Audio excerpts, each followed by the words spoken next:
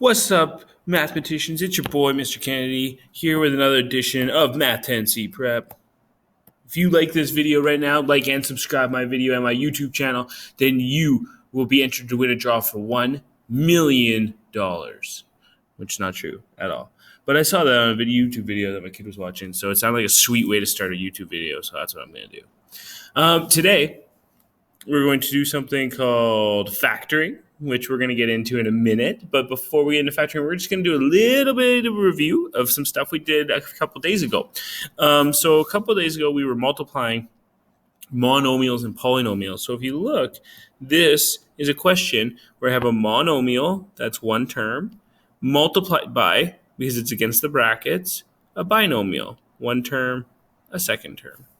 And the way that we multiply is by doing something called distribution, right? So we take that monomial and we distribute it into the brackets. So you go x times x becomes x squared. Then you distribute it to the 4 to become 4 times x, which is just 4x. That was called multiplying. That was when we were distributing monomials into binomials. We'll do a couple more here. So we got the number 2 here. This is 2 times because it's against the brackets and there's nothing there. So I multiply it into the brackets. 2 times 5 is 10x.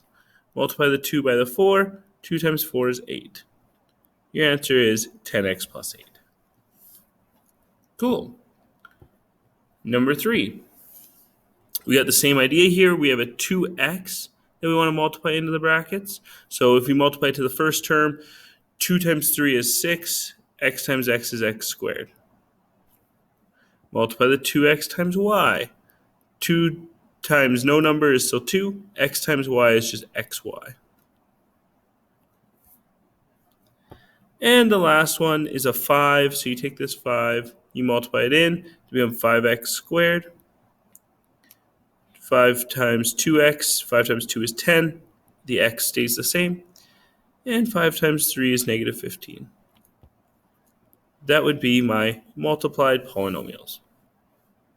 Cool. That should all be review, right, of distribution. Today, what we're going to learn is we're going to learn how to undo multiplication. We're going to learn how to get from something like this and turn it into a multiplication question. That's called factoring. Okay, and it's going to be one of the biggest things that we focus on. So we're going to spend a few days on it. Factoring means unmultiplying. Unmultiplying is really not a thing, right? We call it factoring. But I think when I use the term unmultiplying, people understand what I mean. And there's going to be tons of ways that we unmultiply. Today we're going to learn 2 of them. Okay, the first one is going to be called a greatest common factor. Greatest common factor. Otherwise known as a GCF.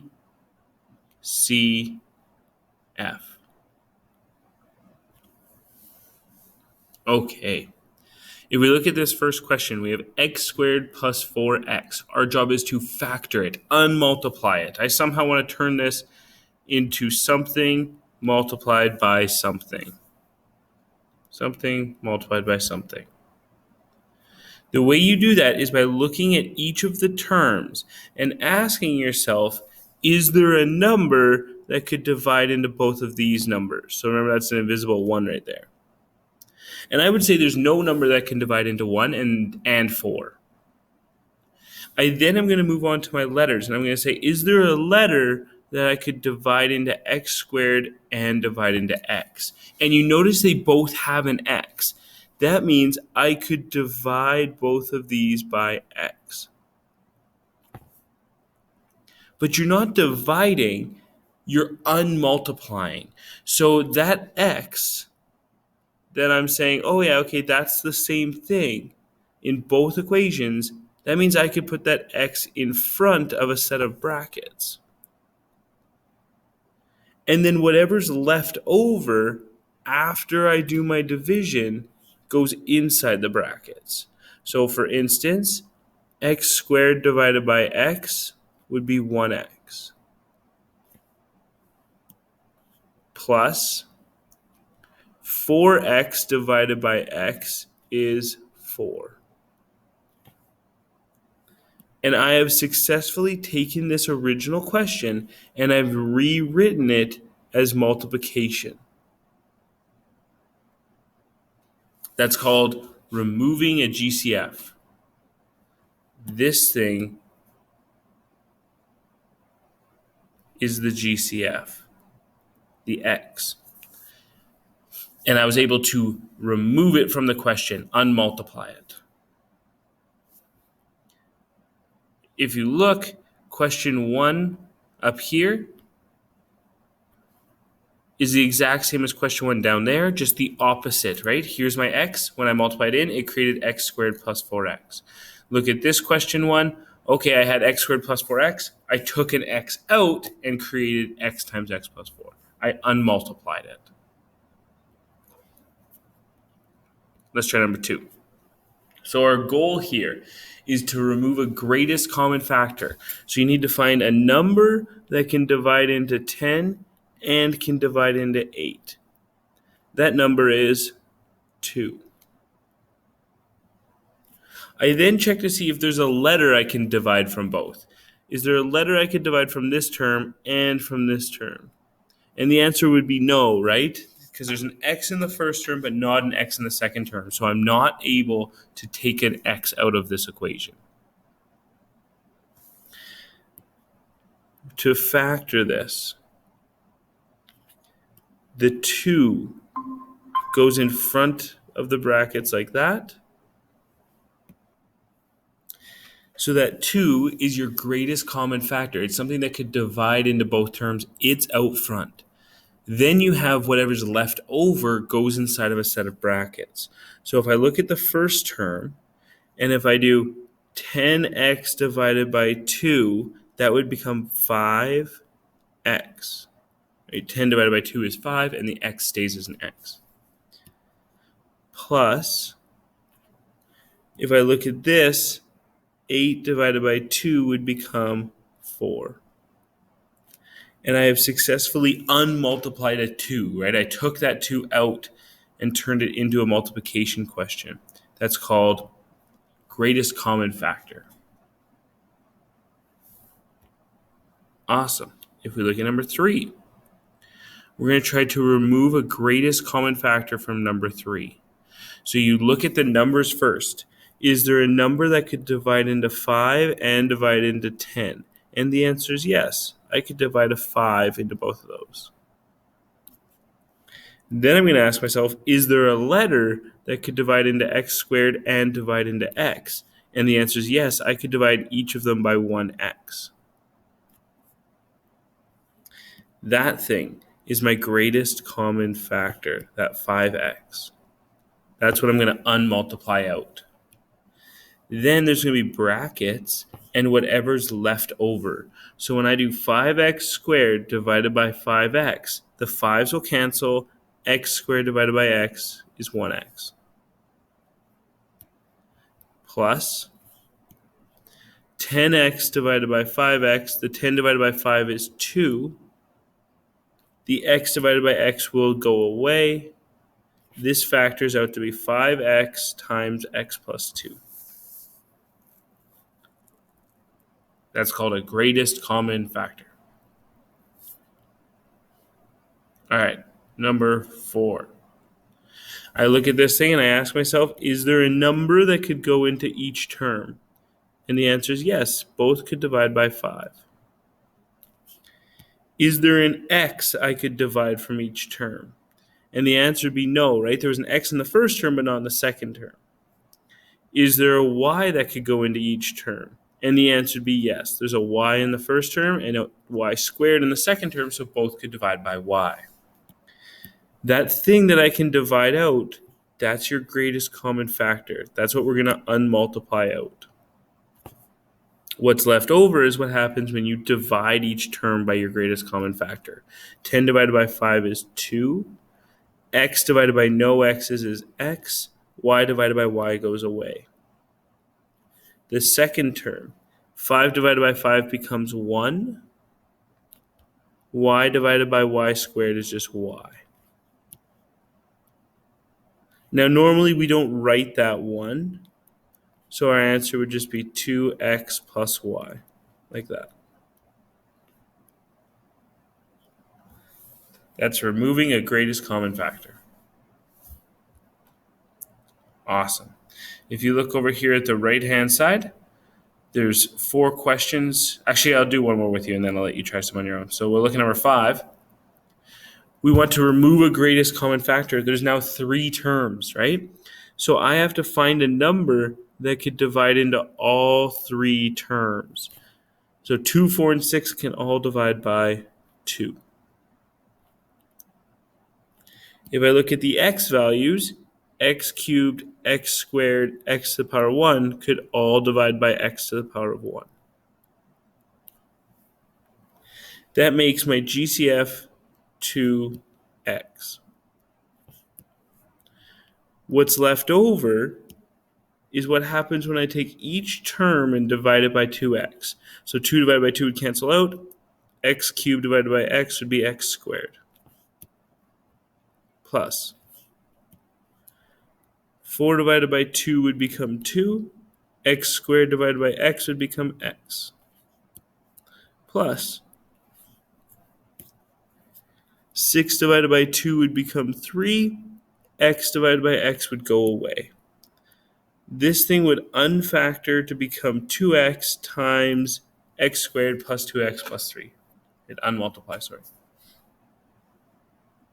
Cool. Now, I want you to pause the video and try these 3 questions.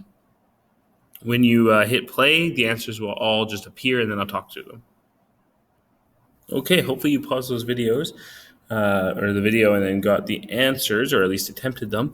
I'll talk through each one. So if I look at 6, the biggest number I could divide into each one of those is 5. You'll notice that I underlined the x's in blue. This is an x to the power 3. This is an x to the power 1, but there's no x's there. That means I cannot divide out an x. The reason I can't take out a greatest common factor of x is because I can't take it from every term. So the x's actually are just all going to stay the way they are. After I divide everything by x, I get this remainder inside the brackets. So my answer is 5 times x to the power 3 plus x cubed plus x 4. This one, same idea. I can only take out a number. The only number I can take out is 2. So I'm left with 3x plus 8.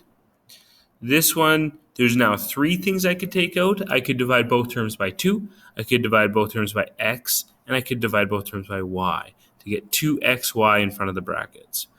Left over inside the brackets is 4x minus 5y. Awesome. That's greatest common factor.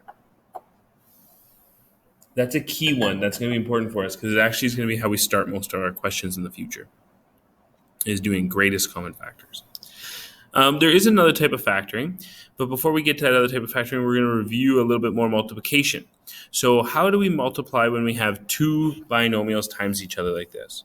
Well, the way we multiply is we take the first term in the first binomial and we distribute it. So x times x is x squared. X times 2 is plus 2x. Then we take the second term. Negative 2 times x is negative 2x. Negative 2 times 2 is negative 4. You then will notice that sometimes there's like terms. In this case, we have a 2x minus 2x. Those would combine to be 0 2x's. So they actually will cancel each other out. And I'm left with x squared minus 4. Cool. If we look at number 2, same kind of situation. First x multiplies to become x squared. X times 3 becomes 3x, so plus 3x. Then I take my inside term. Negative 3 times x is negative 3x.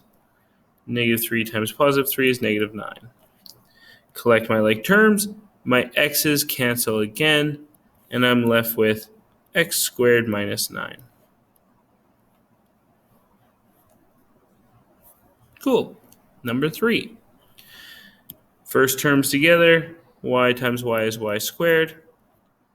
Y times x is plus xy. Second term goes in. That becomes negative xy. This becomes negative x squared. Again, we have some like terms. The xy's can cancel out, and I'm left with y squared minus x squared. Cool. There's 3 questions right here. Maybe pause the video and see how it goes for you. Hopefully you did that. You paused the video and you attempted these.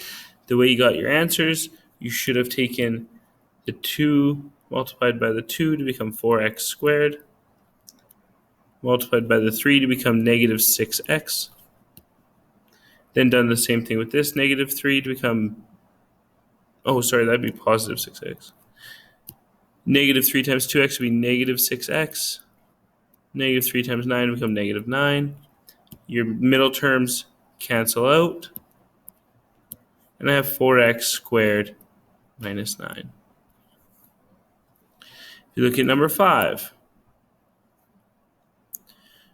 we have x here, which is going to multiply by x to become x squared. X times 1 becomes plus 1x. Negative 1 times x would be negative 1x. Negative 1 times 1 becomes negative 1. Again, we have middle terms canceling out. And we get x squared minus 1. Number 6.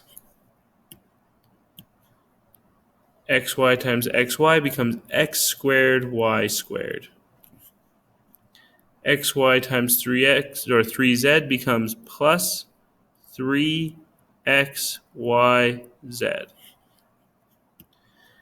Second term distributes in, become negative 3xyz, and then negative 3 times positive 3 become negative 9z squared. We do have like terms in this question. These 2 things are the exact same, so plus 3 and minus 3 would equal 0, and I get x squared y squared minus 9z squared. Awesome. Okay, you should hopefully have noticed a bit of a trend in what we just did. So every one of those questions was a binomial times a binomial, but it wasn't just any binomial. You'll notice that the binomials in every one of these questions was the same binomial, but with an opposite symbol in the middle.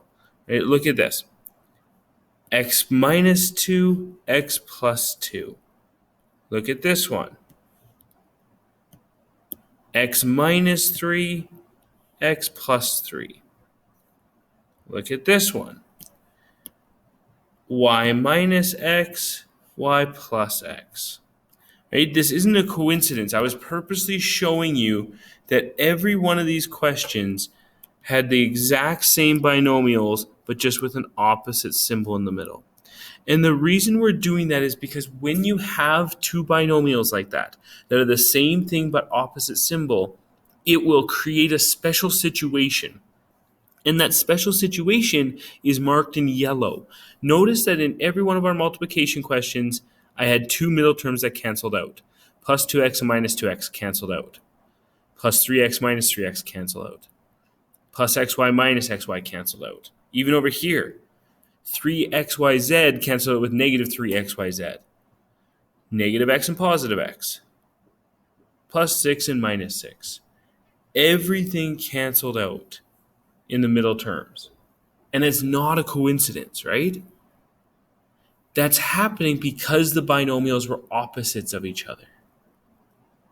So what we're going to do is we're now going to recognize that the answers went from 2 binomials became 1 binomial. And those binomials were things that I call perfect squares, right? So x squared is just obviously the letter x squared, and 4 is just 2 squared. You look at this one, x squared is a perfect squared, 9 is 3 squared. This one, y squared is obviously just y squared, x squared is obviously just x squared. All of my answers were perfect squares. 4 is just 2 squared, x is obviously x squared, and 9 is 3 squared. We created all these perfect squares. Even this one, x squared is x squared, 1 squared is technically a perfect square number too. It's just 1 squared. So when you have these two binomials times each other that are opposite symbols, you create something called a difference of squares. Difference means subtraction. Squares means things that are square rootable. So if you look at a question like this is a difference of squares. Actually, it's right here, difference of squares. Because it's subtraction means difference, and both of these things are perfect squares. That means if I wanted to unmultiply a difference of squares, if I wanted to factor it,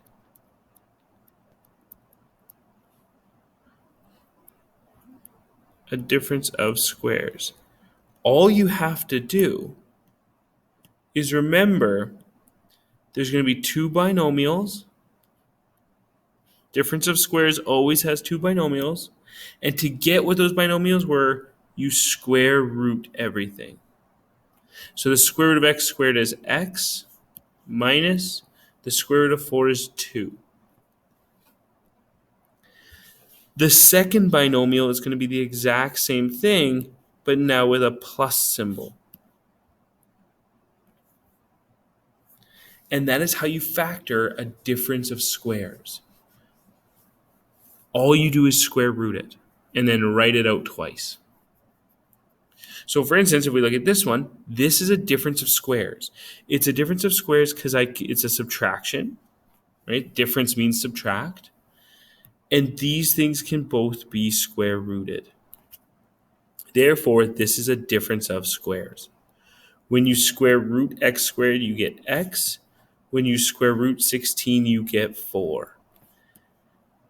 We also know that there is a second binomial when you have difference of squares, and it's the same as the first one, but with a plus sign in the middle. So this turned into x minus 4, x plus 4. And that is how you factor a difference of squares. You unmultiply it. You took something, turned it into multiplication. The number 3, this is a difference of squares. It's subtraction, which means difference, and I can square root the 25 and I can square root the x squared. So the square root of 25 is 5 minus the square root of x squared is x. The second binomial is the same as the first, but with a plus sign in the middle.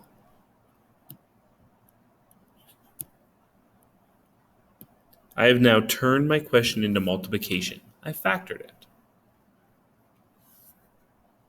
All right. Is there one more? Oh, there's one more there. I immediately look at that and I recognize that is a difference, because it's subtraction, of squares, things that I could square root. The square root of y squared is y. The square root of 36 is 6. So when I square root, I get y minus 6.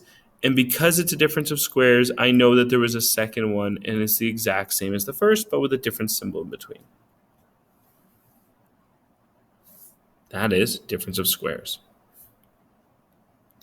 I want you to, actually, I'll just do them with you. So if you look at this one right here, difference of squares, square root each thing. The square root of x squared is x minus the square root of y squared is y. The second binomial has to be there with a different symbol in the middle. Look at the number 6. This is a difference of squares too. It's just a little bit more unique. It's still subtraction. I can still square root every single thing. The square root of x squared is x. The square root of 4 is 2. The square root of y squared is y. So this can become x minus 2y, x plus 2y.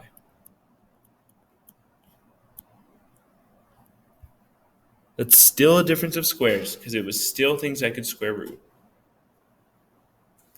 Look at number 7. Number 7 is still a difference of squares. I can square root x to the power of 4. Remember, square rooting is just dividing the exponent by 2. So the square root of x to the power of 4 is x squared. And I can square root 1 because the square root of 1 is just 1. And then I get the same thing, but with a different symbol. Now, this is a unique question.